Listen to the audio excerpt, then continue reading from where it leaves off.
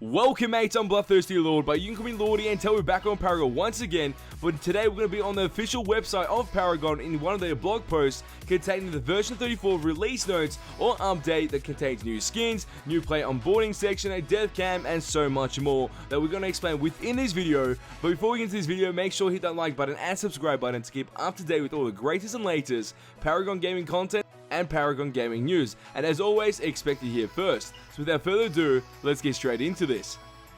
So let's see what the Epic Games and the Paragon team had to say about this. Welcome to our version 34 release. In this update, we're introducing DEATHCAMS, new skins, Doomsday Steel gets a FX update, pretty much like a graphic update on the actual skin, additional onboarding for newer players as well. There was also a video that you should be seeing on your screen at some moment actually playing, and also to a link to that actual blog post or this blog post that we're reading, and then the actual video itself will be in the description below if you want to do so and enjoy that for yourself. And now let's move on to the DEATHCAMS section and the replay section. With our version 34 update, you'll finally be able to see your life pass before your eyes with a new DEATHCAM feature. The DEATHCAM feature is intended to help you understand what ability opposing players use which led to your demise. This is a learning tool that can be used to better visualize the information presented by the death recap. If you wish to disable the feature, there's an option in the menu which looks like you just have to press B and you'll be able to cancel it. Alongside this update comes with the ability to view the draft lobby within replays. The additional should help the process of casting a match or reviewing matchups prior to the start of a match. This information is great for additional context for a match you want to highlight. Say pretty much people like they want to cast over gameplays or go over pro casting, do shoutcasting, whatever you want to call it. That is great for them because they can talk about the pick phase and go through each pick before the actual game starts, and then when the game starts they can get into every strategy they can think of for each of those characters and the teamwork and everything else, all that juicy information. But that's pretty sick how they've got the DEATHCAM feature. It's going to help us so much more to understand what other players are doing, especially the high elo plays, and they smash you in some way and you have no clue how they actually destroy you. You can watch the DEATHCAM, get understanding of what is occurring, and then use that to your advantage so the next time you match up with that person, you know what's going to happen before it actually happens, or you at least get somewhat of idea so you don't let them do the exact same thing once again. Let's move on to the next section, that is the Doomsday Update plus skins. We recently released Doomsday Steel, which is our first Tier 3 skin. However, our team did not feel it lived up to the Tier 3 glory of Undertow Gideon, so we gave him some FX updates in order to add to the dazzle of hitting a 5-man shield slam. So pretty much it was like a skin rework or skin update, which obviously made that Tier 3 skin more better compared to the Undertow Gideon, because Undertow Gideon pretty much did outstand it in every way possible, but now look with the update, maybe it can actually stand a chance with the actual Undertow Gideon skin and be in the same category, on the same field when you actually look for a Tier 3 skin that you want to purchase within this game. Also in this update, if you're enjoying wearing the skins of your enemies, you can pick up the Grux Pelt Chimera, which is a Tier 2 skin. We also have the Arctic Frost Deca, which is a Tier 1 skin if you can't wait for the cold weather. So that's kind of interesting because, you know, in Australia it's getting summer, but it doesn't matter. Obviously in America and all other places in the world it's getting all cold, but it's all cool.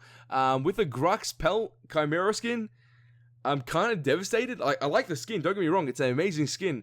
I just feel like they could put more power into this and said that it was a Granny Grux skin, because that would have been bloody amazing to see happen, because we've been hyping about it, we've been talking about it, and to see that it's just a Grux skin, which is kind of interesting, because now this implies that Grux is not just one creature, it's the whole thing.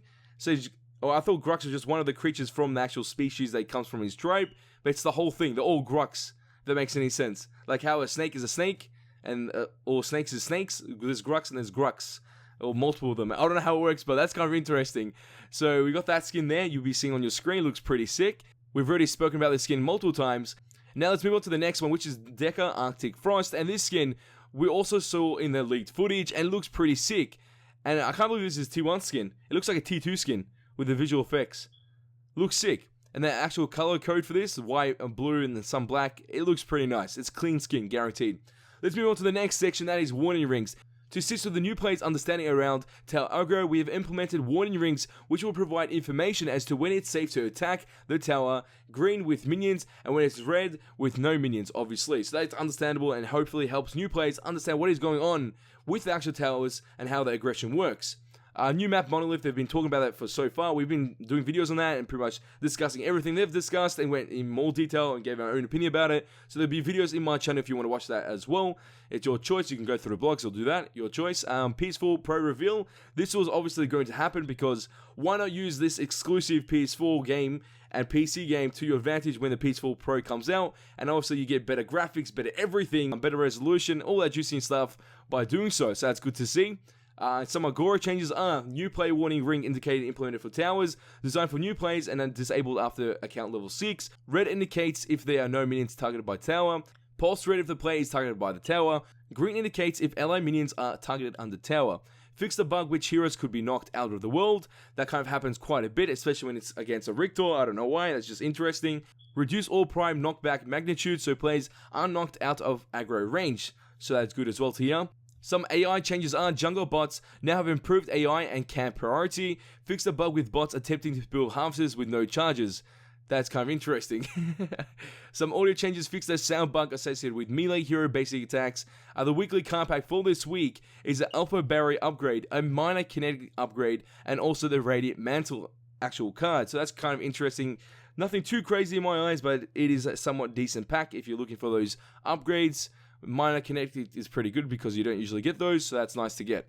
And also with the decks, or the actual heroes now have one base deck instead of a starter and intermediate deck. Fix the bug associated with card passive effects being removed.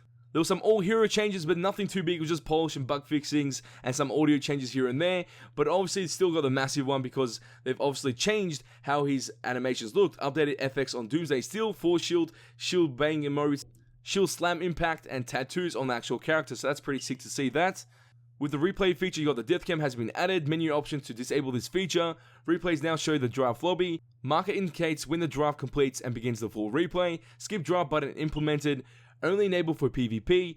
Exit replay button in drop menu while in replay draft lobby. So those are some of the big changes that did occur within this actual patch. There's some other UI changes, but they're nothing too big. So those are all the changes within the version 34 release notes. They will be coming out very soon to the live game of Paragon, but there's nothing too crazy except for the death cam actual section with the replay, because being able to see your death cams and utilizing that to your actual advantage always gives you the upper hand to understand what your enemy player was doing to trying to kill you, or when did they actually kill you, and then you can do the exact same thing to them and they will be able to learn off you. It's just a good way to learn off each other in some way.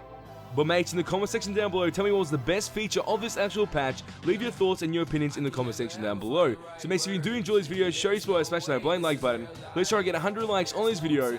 And if you mates want to see more Paragon Gaming content and Paragon Gaming news, all you have to do is share this with your friends and hit the subscribe button to become a mate today. And that is all for this video. Oh, time's go, but don't you worry. We're back very soon. Hey, Jats boys, because they ain't seen nothing yet. Difficult times doing videos at 3 AM. That it feels right.